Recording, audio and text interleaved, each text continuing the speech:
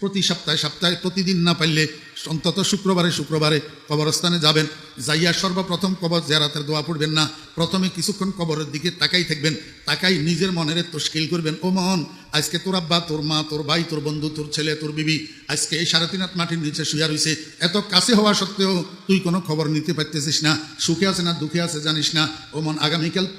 তোর মৃত্যু হলে তুই মরে গেলে তোর যত এরকম 3.5 হাত মাটির নিচে ঢুকাইয়া দিবে, এই জমিনে যত মানুষ আছে কেউ তোর খবর নিতে পারবে না। আল্লাহর কাছে কি নিয়ে যাবে বুঝাইতে বুঝাইতে দেখবেন আস্তে আস্তে মনটা নরম হইয়া যাবো, চোখের পানি জর্জর করে পড়তে শুরু করবো। এবার জিয়ারতের দোয়া পড়েন, আসসালামু আলাইকা ইয়া আহলাল কুবুর ইয়াগফিরুল্লাহু লানা ওয়া লাকুম ওয়া আনতুম সালাফুনা ওয়া নাহনু বিল আসর। ও মুসলমান ভাইরা, মনে কষ্ট নিবেন না, আমরা অনেক হতভাগা মুসলমান আছি, কবর জিয়ারতের দোয়াটাও মুখস্থ জানি না।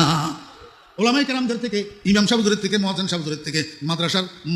মুদাররিস ওলামায়ে কেরামের থেকে, মাদ্রাসার ছাত্রদের থেকে বাংলা উচ্চারণে লিখে নেবেন, লিখে এটারে মুখস্থ করবেন, আসসালামু আলাইকুম ইয়া আহলাল কুবুর ইয়াগফিরুল্লাহু লানা ওয়া লাকুম ওয়া আনতুম সালাফুনা ওয়া নাহনু বিল আসর। আরেকটা আছে, এটা একটু শক্ত টাইপের, এটা ফাইতেন নয়, এটা সোজা আছে, এটারে মুখস্থ করে লইবেন। তারপরে এবার আউযুবিল্লাহ বিসমিল্লাহ পড়ি কমপক্ষে একবার আলহামদু শরীফ পাঠ করবেন, কমপক্ষে 3 বার কুল হুয়াল্লাহ শরীফ পাঠ করবেন, কমপক্ষে 7 বার 11 বার দরুদ শরীফ পড়বেন। এবার আল্লাহর কাছে মনে মনে দোয়া করবেন, হে আল্লাহ, আমি যে তোমার কোরআন তেলাওয়াত করলাম, আমি যে সূরা ফাতিহা পড়লাম, সূরা ইখলাস পড়লাম, দরুদ শরীফ পড়লাম, এগুলার সওয়াব দয়া করে আমার আব্বার রূহের উপরে পৌঁছাইয়া দাও, আমার মায়ের রূহের উপরে পৌঁছাইয়া দাও।